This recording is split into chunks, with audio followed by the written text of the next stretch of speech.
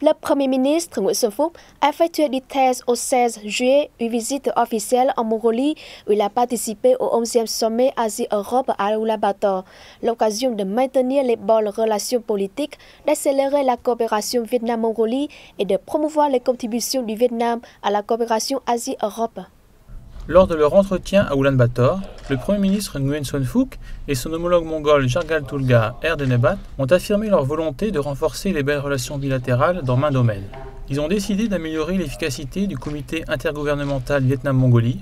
d'augmenter le commerce bilatéral, de développer la coopération dans l'agriculture, l'exploitation minière, les industries légères et pharmaceutiques. Le Vietnam a demandé à la Mongolie d'accueillir un plus grand nombre de travailleurs vietnamiens et Ulaanbaatar a salué les investissements vietnamiens dans l'exploitation pétrolière et minière. Les deux dirigeants ont insisté sur la nécessité de maintenir la paix, la stabilité, la liberté et la sécurité de la navigation maritime et aérienne en mer orientale. Après leur entretien,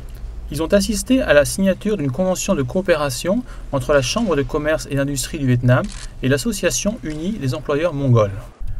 Au 11e sommet Asie-Europe, le Premier ministre Nguyen Xuân Phuc a prononcé des discours témoignant de la volonté et des contributions actives du Vietnam à la coopération Asie-Europe. Lors de la séance plénière intitulée « 2 décennies de partenariat, bilan et perspectives pour l'avenir », il a précisé que les dialogues et la coopération au sein de l'ASEM devaient s'orienter vers les objectifs de développement durable, notamment la réduction de la pauvreté, la garantie du bien-être social, la résilience au changement climatique. Il a affirmé les contributions continues du Vietnam à l'accélération de la connectivité des économies asiatiques et européennes. Lors du débat sur le renforcement des 3 piliers de la coopération de l'ASEM, le Premier ministre a insisté sur le renforcement des dialogues, de la coopération, du partage des intérêts et de la responsabilité dans la garantie d'un environnement de paix et de stabilité pour un développement commun face aux évolutions complexes du monde.